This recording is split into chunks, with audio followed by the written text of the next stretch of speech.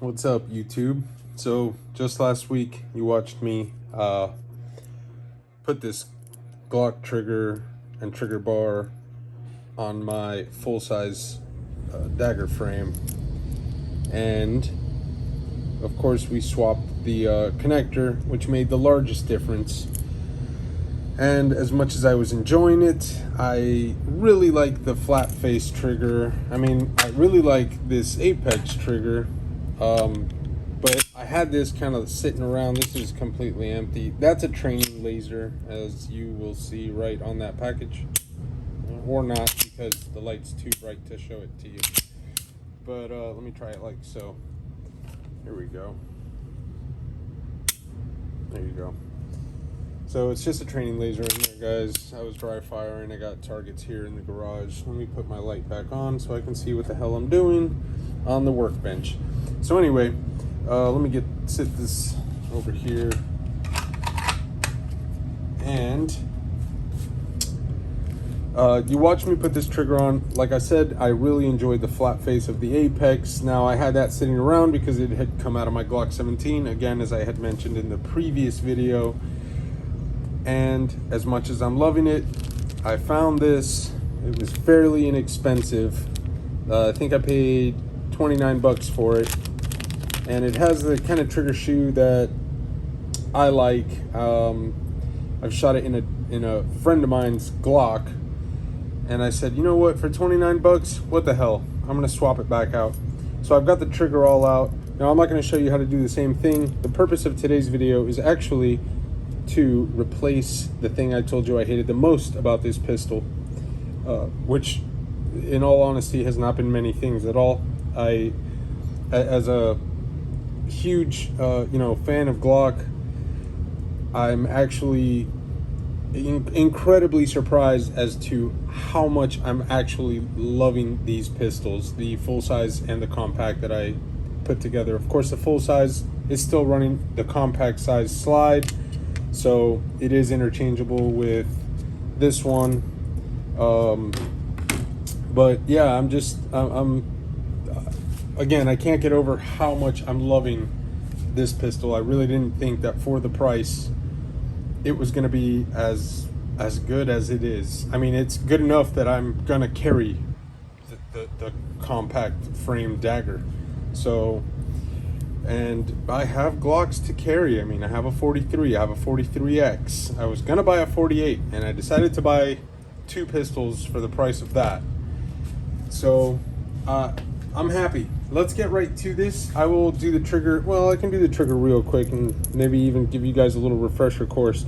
This guy, pull it to the front, circles around like so, pop the cruciform part down off this spring like that, and we save this in case I build another dagger one day. And then this one goes exactly the same. Reverse the order, slap it in like that, and we're set up. So I will drop this in as soon as we're done looking at this magazine release button. Now, this is the same one that I linked in my previous video, guys, that I bought off of eBay. I went back and I hit buy again, and I bought another one in black. They come in all the funky colors. You can get it in red and gold and blue, and all pretty much all them fancy anodized colors. Like I was telling you guys in the previous video, even though it was the trigger video, I was talking about this because it was it might have been a bigger relief to change the mag release than it was the trigger. So, but I did mention that it came with two buttons. It comes with this larger one, and then it has one that's kind of like the factory size, and I'm going to go with the bigger one. Like I said, I've been running in a big old extended mag release button on my Glocks for a long time, and I've never ever had it drop a mag by mistake or anything of that nature. So you're going to want to take this guy apart. Don't lose your bolt. Don't lose anything ever, obviously. And you'll be left with something that looks like that. And then I'm holding the bolt into the actual button part. We're going to set that aside. We're going to set this aside. So the fun part, let me grab a flashlight because it's going to be hard to show you guys. The fun part is here. Okay, you see that metal bar in there? There's a little groove. If you look to the left of it, there's a little groove where that bar will slip out. Okay, so what I'm gonna do is I'm gonna take a flathead. Now this one has, you know, this little groove cut in it. You don't need that whatsoever. You can do I used a regular flathead when I did the release on this one. I didn't have that tool handy, and I just used the flathead that is in my utility drawer in the kitchen. I did it on the kitchen table. It's a lot nicer than doing it out here with a camera in the way, but I'm gonna give it my best shot, okay? This is going to be a pain in the ass, so I'm gonna put this in here like so, and I'm gonna try to pry that guy out. I thought I got it on my first try, and I was amazed. Okay, now I got it. All right, so now that it has popped out, you can see the end of the bar, right? Simple enough. You're gonna press the button. It's not spring loaded anymore, as you have removed the spring, and there goes the factory one. Boop, bye-bye. Okay, this one's gonna go in this way, right? Now you're gonna have to move the spring out of the way. You see, as you can see, the spring is stopping me from pushing this in the rest of the way. So once again, I'm gonna put my flashlight down. I'm gonna take my pry tool. I'm gonna come in here. I'm gonna lift it up and out of the way. Oh, I lifted this is incredibly difficult with this camera in front of me. By camera, I mean my phone. Okay, there we go. So it's up and it's over, right? So now I've got it seated somewhat where it's gonna go.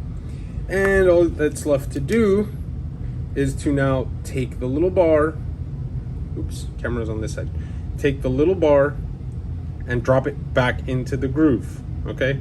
So last time, coming off the flashlight and going back onto the pry tool. Okay, now it's in place. That's all it takes. And now I'm gonna put my mag release on, the actual button. If you buy the same one, you'll see that it's shorter on one end than the other, okay? I'm sure you can tell, and it'll be probably more noticeable when you're holding it in person. You want the longer side towards your grip. So it's gonna go on this way, all right? And for the final step, we're going to get it started. Again, it's very difficult with this camera in the way. I know you guys are tired of hearing me say that, but it is what it is. I'm gonna tighten it up pretty good. I don't wanna kill it, super kill it, but it's on there, okay? And that's it. Spring loaded, much easier to press, much easier to reach, don't gotta roll the gun, and it looks great. For a $20 part, it looks great. Anodized aluminum. Hardware feels all right, you know, it doesn't strip out easily or anything. They didn't use the cheapest Chinesium bolts they could find. That being said, I'm sure they're made in China.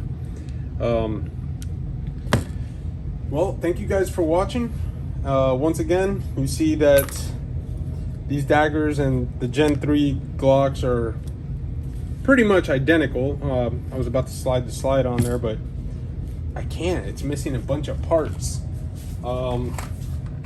But yeah, once again, thanks for watching, and stay tuned, guys. Subscribe, shoot me a comment, whatever you like.